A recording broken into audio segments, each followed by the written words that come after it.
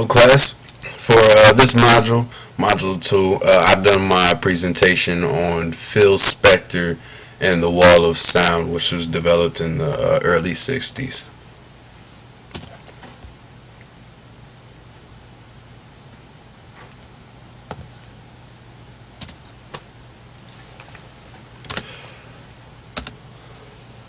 So, background of Phil Spector. He was born in December 26, 1939. He was born in the Bronx, New York. He's from a Jewish family. Actually, his father was a Russian immigrant. His father committed suicide when he was 10 years old. As far as musical beginnings go, he went to Fairfax High School, where he formed a band with some of his classmates. They called themselves the Teddy Bears. They performed for some school talent shows, and they also were discovered at those talent shows. They recorded their first single called "To Know Him Is to Love Him," which is based off of a epitaph on Spector's father's gravestone. It debuted at #1 on the Billboard charts in 1958. However, they had no chart success after, and the group disbanded in 1959. After that, Spector became a staff producer for Dune Records. He also later started a record label with Lester Sill in 1961 called Phyllis Records. It combines the names of Phil Spector and Lester Sill. Their first group sign was the Crystals, whose first single was "There's No Other Like My Baby," which reached number 20 on the Billboard charts, and their next single, "Uptown," reached number 13, so they were successful early. He also worked as an A&R for Liberty Records, and during this time he released a #1 hit called "He's a Rebel" by Darlene Love and the Blossoms.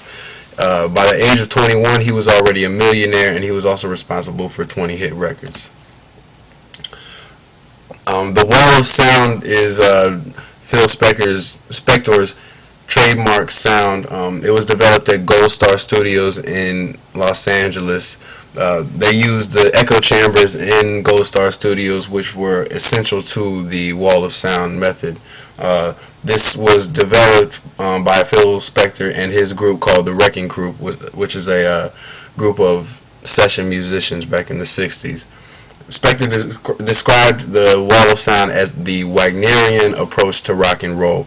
It combined a whole lot of instruments. He used vast instrumentation such as pop and rock instruments, but he also incorporated orchestral instruments and a whole lot of other sounds. He would have several drummers, several guitarists, string orchestra, a brass section, and then he would also use several overdubbings.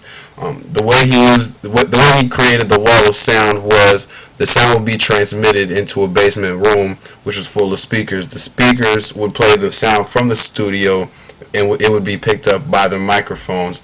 The echoes from the chamber and the reverberations from the room would also be picked up from by the microphones, and then it would be sent to the control room where it was recorded to tape. This effect kind of created a roar, and it would often overpower the musicians. The Wrecking Crew was what helped Phil Spector develop his Wall of Sound. It was a group of session musicians from Los Angeles. They were responsible for numerous hits from various genres. They worked with guys such as the Beach Boys, Simon and Garfunkel, Ike and Tina Turner, Nat King Cole, Monkees, Bing Crosby, and a whole lot of other popular musicians from that era. They also have a film made about them, made by a son of one of the members of the crew, named Denny Tedesco. The film's called The Wrecking Crew: The Untold Story of Rock and Roll Heroes.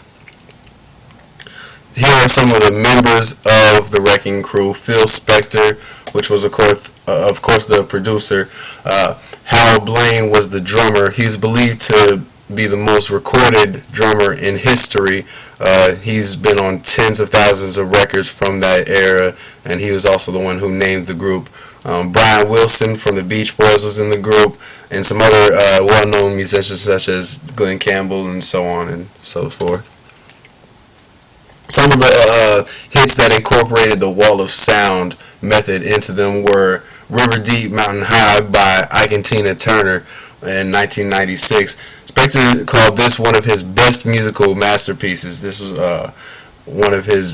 some of his best work, but it didn't do as well on the charts as he thought, and so after that he really lost interest in music, and it was not too many years after that where he actually stopped music production altogether and sold his record label.